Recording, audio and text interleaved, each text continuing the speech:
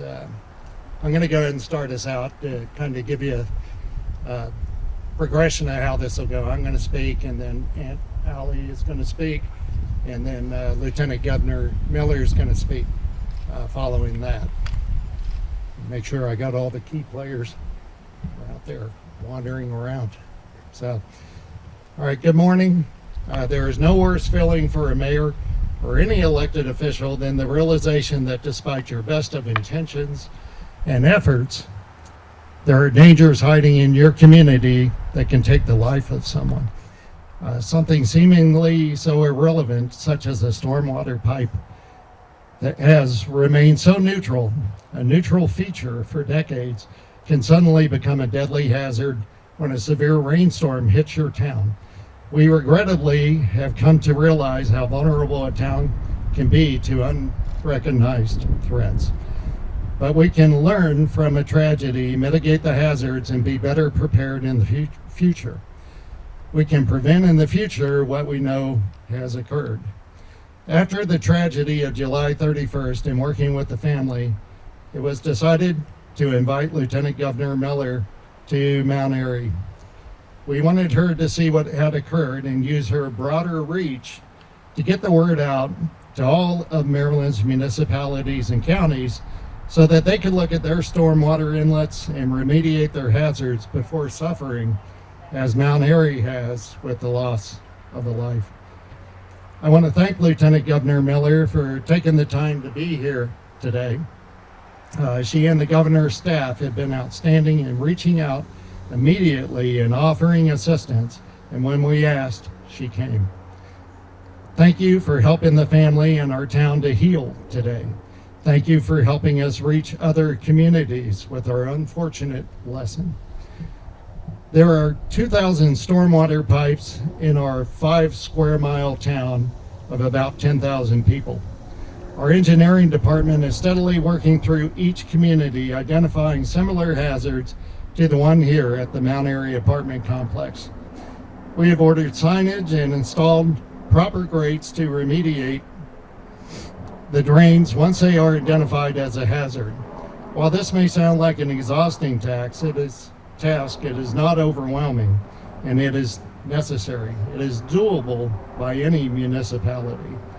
I'll add that many of these hazards may not be on town properties. In these cases, elected officials must be proactive in helping those property owners remediate their issues once they are identified as a potential hazard. I wish to thank the Volunteer Fire Company, Mount Airy Volunteer Fire Company.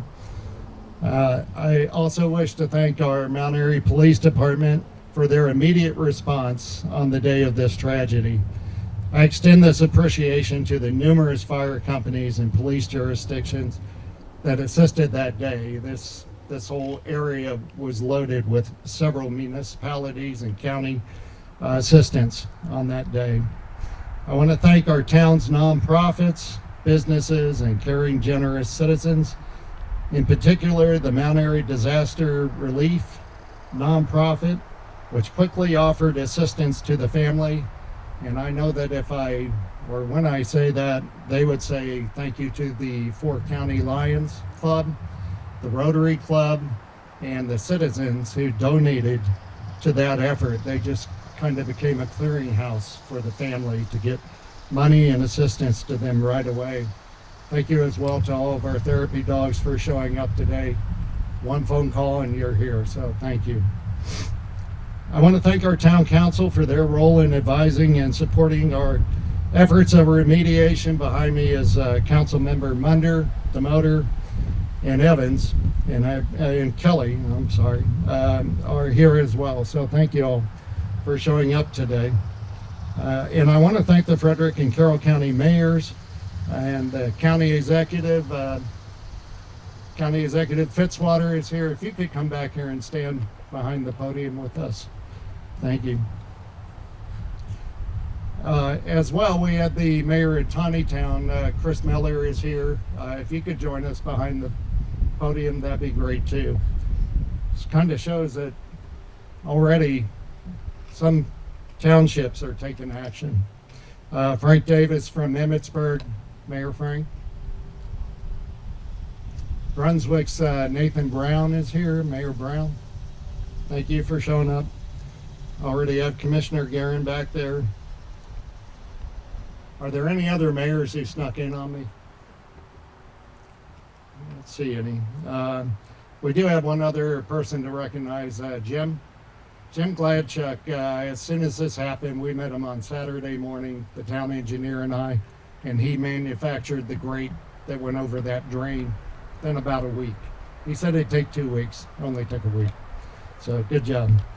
Again, thank you to Lieutenant Governor Miller for taking time to be here today. And with that, I'm going to turn this over to Mason's aunt, Aunt Allie.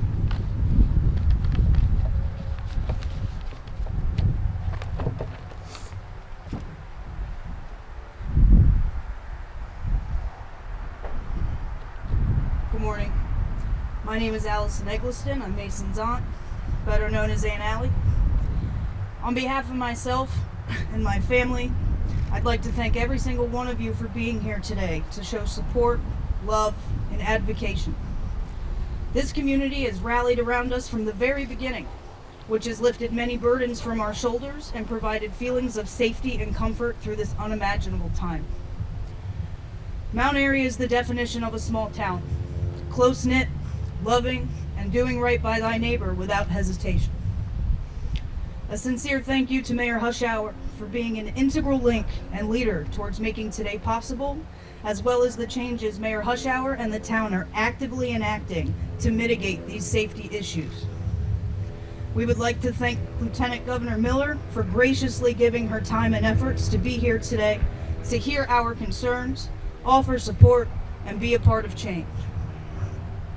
To the fire and police department of our beautiful town, thank you for continuing to show up for us from the very first 911 dispatch to today. There are not enough words to express our gratitude. At this time, I'd like to take a moment of silence for a 5-year-old little girl named Zaria Miller, who was taken off of life support yesterday after tragically being swept into a storm drain following a water main break in Sarasota, Florida this past Sunday.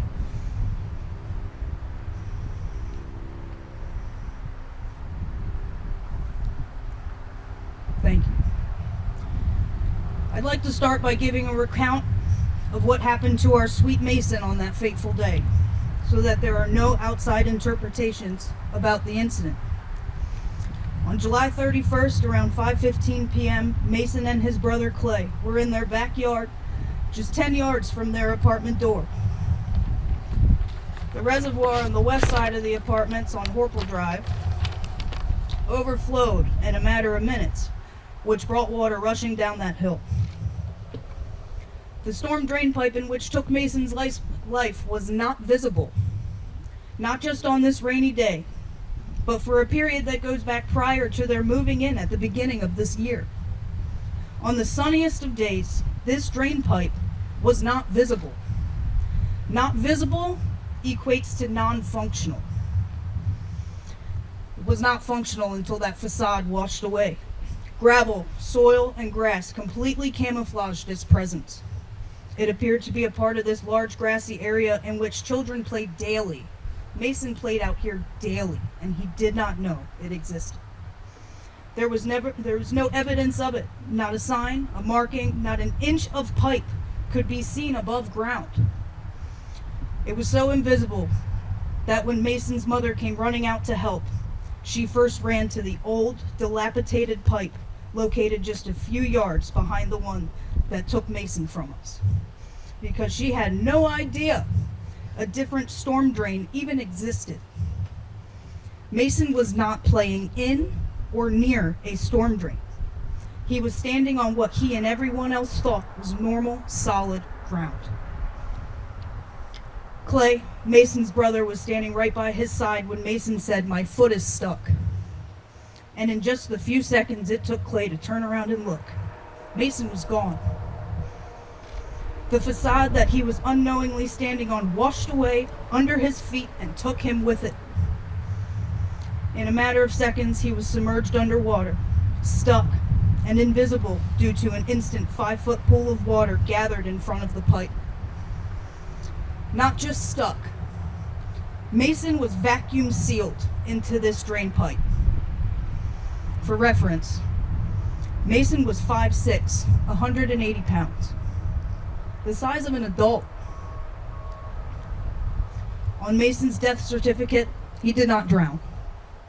He died of positional asphyxiation, unable to take a breath, unable to move, unable to even have a fighting chance of emerging above the water. Mason didn't even have the chance to drown. Clay, their mother, bystanders, and responders attempting to rescue Mason all felt the gravitational pull towards this pipe. Even with Mason lodged, others were still being pushed down and under. It took responders around 45 minutes to free him. Responders did everything right, utilizing every resource, equipment, and skill. And still, it took almost an hour to free his body. This drain pipe is only 17 inches in diameter, and it took the life of a boy the size of a man. Mason's manner of death is not isolated. Mason's story is one of many throughout the country. Adults, children, first responders. Dozens of lives have been taken. The nonprofit organization and Pulitzer Journalism Prize winner ProPublica reports 20 deaths between 1996 and 2015. They continue to discover another 35 incidents between the period of 2015 to 2021. Over half died in that 6-year period, and most were children. 13 of those deaths happened over the course of just 3 years. Within just a month's time span, this past month, we can now add our Mason and sweet little Zaria to another statistic. My young, once full of life nephew is part of an unnecessary statistic. A name on a list that should not exist. It is even reported that these numbers are often undercounted due to non-descriptive death reports that give no details other than the person was swept away. Many of the municipalities made improvements to their storm drains, including marking, guarding, and grading appropriate drains. Cedar Rapids, Iowa, a 17-year-old's death, they evaluated 18 inlets and graded 15. Bolingbrook, Illinois, a 6-year-old's death, they graded more than 40 inlets. Passaic, New Jersey, following 3 deaths, they responded by strengthening barricades placed further from the drains, installed light-up LED warning signs during storms, and placed permanent markings. In 2002, in Denver, a fireman by the name of Captain Crump drowned when he was unknowingly stepped into a storm drain culvert while attempting to rescue a citizen. There was no marking, no evidence of the drain pipe's existence during the flood. NIOSH, the National Institute of Safety and Health, quickly released federal safety guidelines following his death as to provide mitigation of these safety issues. These guidelines were not followed. A second fireman died in the same manner in 2015 before any marking or guardrails were placed around the storm drains in their community. These cases are only a small portion of the totality of these senseless deaths. What do all of these stories have in common? Retroactive solutions. Some after a singular tragedy, some waiting for multiple deaths to occur before fixing the issue. Some of these communities even reported their concerns prior to tragedy, and yet nothing was done until a life or lives were taken. It is heart-shattering that our town, Mount Airy, now falls into the statistic of retroactive application of safety standards. Our town's officials, engineers, and others in our public works have responded immediately and are surveying the over 2,000 storm drains in our town. They are actively creating and enacting placement of guarding and grading solution to protect life while also rerouting debris. They are also expanding and improving Mount Airy's proactive maintenance to include pre-storm prep and inspection. While retroactive, we cannot thank the town enough for these actions to make certain nothing like Mason's tragedy will happen again to our community. This is our town's story, but it does not need to be every town's story. Rallying for change in our community has not been an uphill battle, and we are so grateful for that. We could not live in a better town. But it cannot stop here. That's why we're going for the creation of Mason's Law in the state of Maryland. A law enacted that will include the marking, guarding, or grading of horizontal storm drains of certain diameters. We are currently in contact with engineers to find scientific evidence of what those diameter ranges will be. Once these specifications are finalized, Mason's Law will take every judicial step necessary to ensure no family in the state of Maryland ever has to endure the pain and loss that our family has. No such law currently exists on the federal or state levels. Not a single law that outlines mandated marking, guarding, or grading horizontal storm drain systems to protect life. NIOSH offers recommendations. State highway administrations and Department of Transportation agencies offer guidelines. Recommendations and guidelines are not law, are not enforceable, and unfortunately, more often than not, are not followed. And as you can see, the terms guidelines and recommendations is lethal.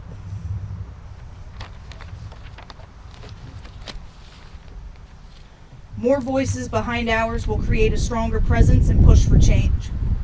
If you or someone you know have had a safety concern or issue with your surrounding storm drain pipes, reported or unreported, please email our family and share your experience with us at masonslaw13@gmail.com. masonslaw13@gmail.com. Thank you everybody for being here today. Mason's death will not be in vain.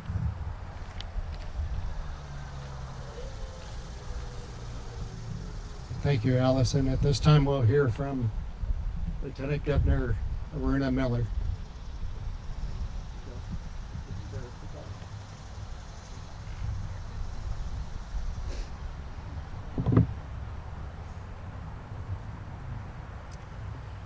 Loss reminds us just how deeply we belong to one another. Mason Kearns belonged to his family. Mason belonged to the people of Mount Airy, and Mason belonged to the people of the great state of Maryland.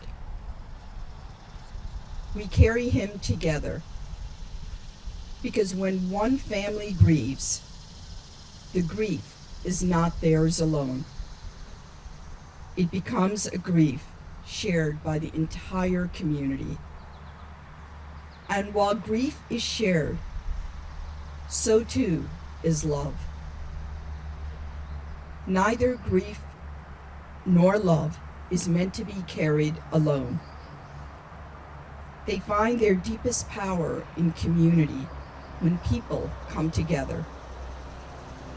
And that is why all of us are gathered here today, to remember Mason, to lift his family, and to walk together, both in grief and love. I'm Aruna Miller, Lieutenant Governor of Maryland. On behalf of Governor Westmore and the people of our state, we extend our deepest condolences to Mason's family, friends, and to the people of Mount Airy. Mayor Hushhour, thank you for bringing us together. The last time I ran into the mayor wasn't in Mount Airy, nor at a community event. In fact, it was 30,000 feet in the air, in a cockpit, as he was the captain on my Southwest flight. So I can say from personal experience, whether he's landing a plane or leading his community, he does it with a steady and compassionate hand.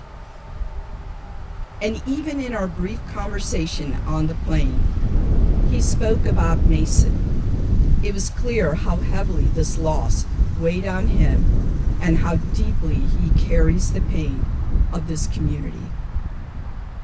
To our first responders, Mount Airy Volunteer Fire Company, the Mount Airy Police Department, thank you for always standing watch over this town, including on the tragic evening of July 31st.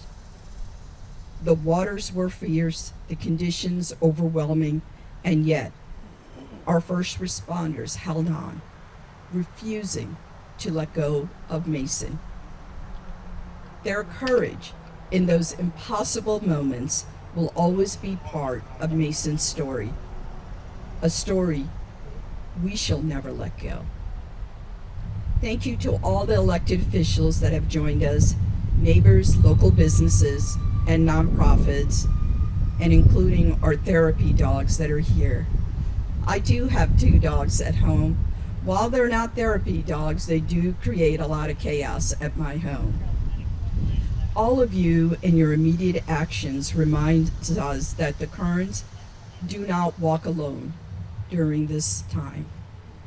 To Mason's parents, Chip, Erica, and his brother Clay, his aunt Allie, grandparents, and all the family who love him so deeply, our hearts are with you in this profoundly heartbreaking time. We are humbled by your strength.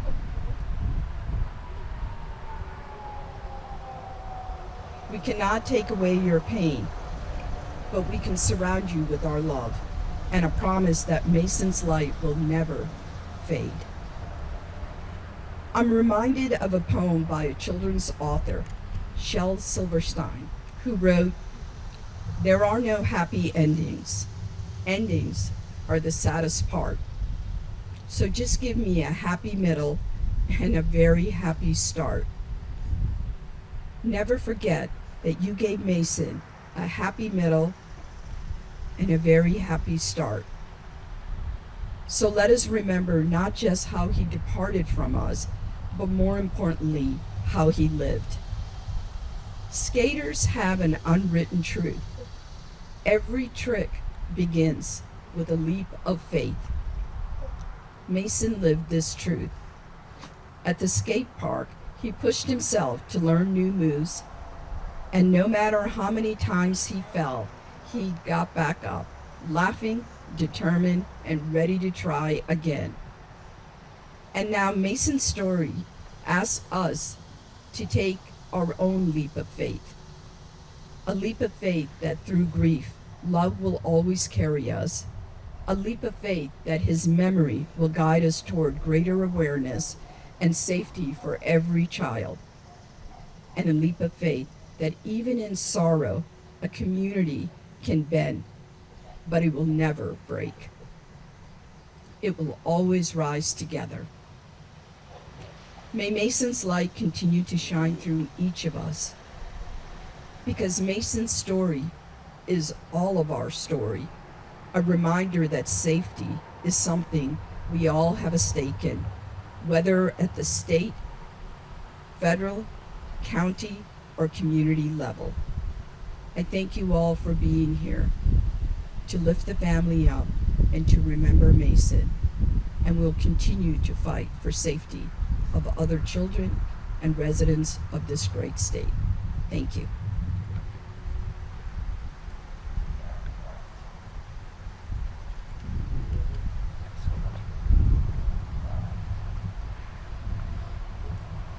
Right, that concludes the event this morning, so thank you so much for coming out. Again, appreciation to our first responders, appreciation to the mayors from other towns who came out. County Executive Fitzwater, thank you for coming out. And namely, thank you, Lieutenant Governor Miller, for coming out at a moment's notice. Governor's office has been wonderful. Thank you to my staff for putting all this together today. Really appreciate it. Brandon, thank you for working with the Lieutenant Governor and working with us. With that, the event is concluded, and thank you for coming.